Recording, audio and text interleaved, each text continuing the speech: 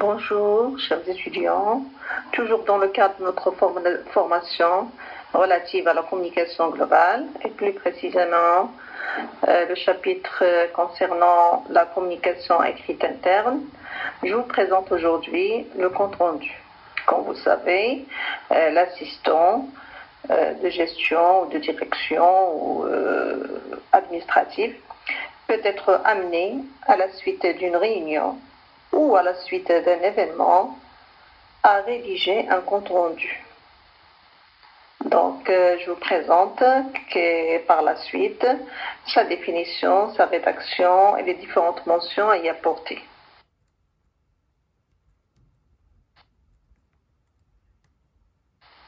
Le compte rendu, c'est un document qui rapporte de manière fidèle et objective. Je souligne bien fidèle et objective. Fidèle, c'est-à-dire dire ce qu'on a vu, ce qu'on a entendu, ni plus ni moins. Objectif, d'une manière objective, c'est-à-dire ne pas donner son point de vue. Par exemple, comme le rapport, je donne mon point de vue, je suis subjectif. Donc, d'une manière fidèle et objective, des événements ou bien des propos échangés au cours d'une réunion. Ça peut être une réunion, ça peut être un événement, ça peut être aussi un accident de travail. Donc, le compte rendu permet de garder une trace écrite, d'informer les destinataires concernés par l'événement et aussi les personnes absentes à la réunion. Donc, pour les personnes qui ont assisté, c'est une trace qui garde des informations, c'est une mémoire, c'est un rappel pour eux. Et pour les personnes absentes, c'est une sorte d'information pour les personnes absentes.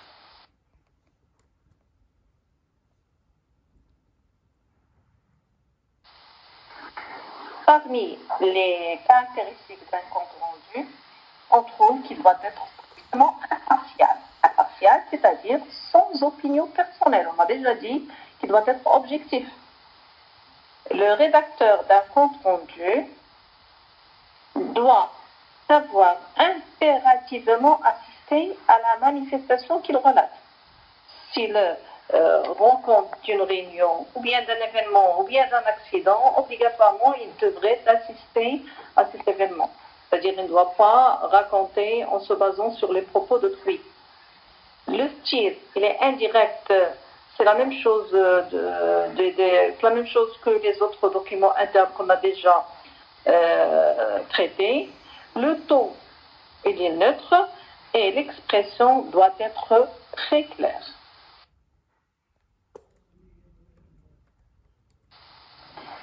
Il existe en général deux types de comptes rendus. Il y a le compte rendu exhaustif. C'est quoi exhaustif? C'est-à-dire la transcription exacte de tout ce qui a été dit par chaque intervenant. C'est le cas des comptes rendus des débats au Parlement, par exemple. Mais cette forme est très peu utilisée dans les entreprises et les administrations. On opte surtout pour le compte rendu condensé. C'est ce qu'on a dans le deuxième point, c'est-à-dire un compte rendu condensé, c'est comme son nom l'indique. Il condense, c'est-à-dire il résume, il synthétise des interventions pour ne retenir que les idées importantes. Et donc, le rédacteur résume les propos tenus par chacun. La difficulté est de condenser sans déformer. C'est-à-dire, il faut raconter ce que vous avez entendu, ce que vous avez vu. D'éliminer les détails, sans oublier d'informations importantes. Les informations, il faut mettre le point sur les informations importantes. De reformuler les paroles de chacun sans les trahir. Je peux reformuler, mais sans déformer ou bien changer. Donc, en général, on peut dire que la rédaction adoptée pour les comptes rendus dans les administrations, c'est la rédaction synthétique. Et il est présenté en adoptant un plan permettant de regrouper les principales idées. Je peux, par exemple, rendre compte d'une réunion qui a traité le problème de l'accueil. Donc, sûrement le problème de l'accueil, on va le voir à la fin, il y aura plusieurs points à traiter. Ça dépend de chaque cas. Donc, par exemple, si j'ai traité 2 points, problème du personnel, problème du service d'accueil, donc je mets grand 1, grand 2, et je résume et récapitulatif. Et je récapitule tout ce que nous avons traité, nous avons discuté à propos de ces points-là.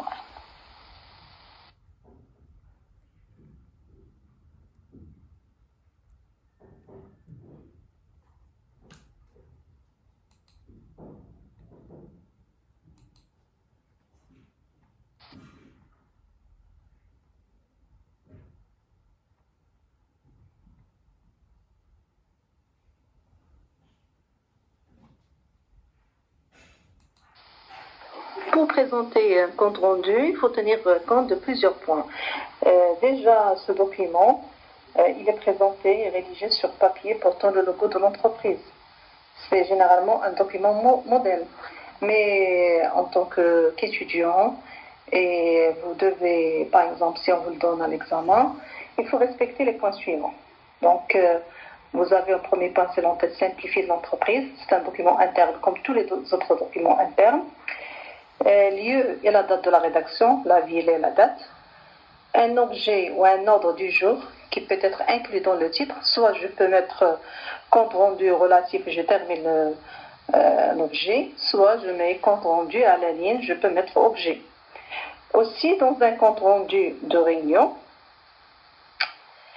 il faut ajouter les noms et les fonctions des personnes présentes, absentes ou excusées.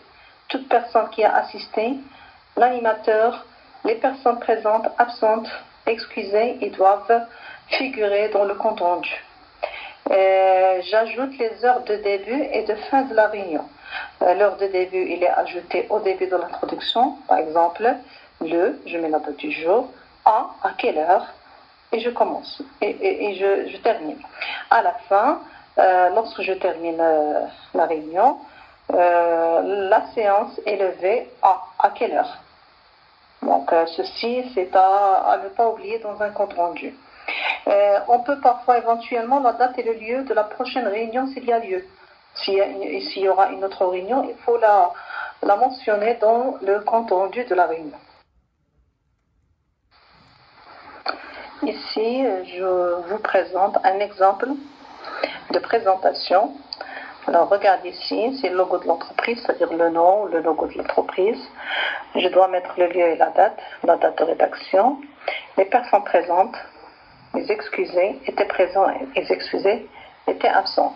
Ces mentions-là, je peux les mettre avec l'introduction. Si je ne les mets pas ici, je peux faire une introduction et après mettre était présent. C'est la même chose. Soit vous commencez par ceci, soit vous laissez jusqu'après l'introduction.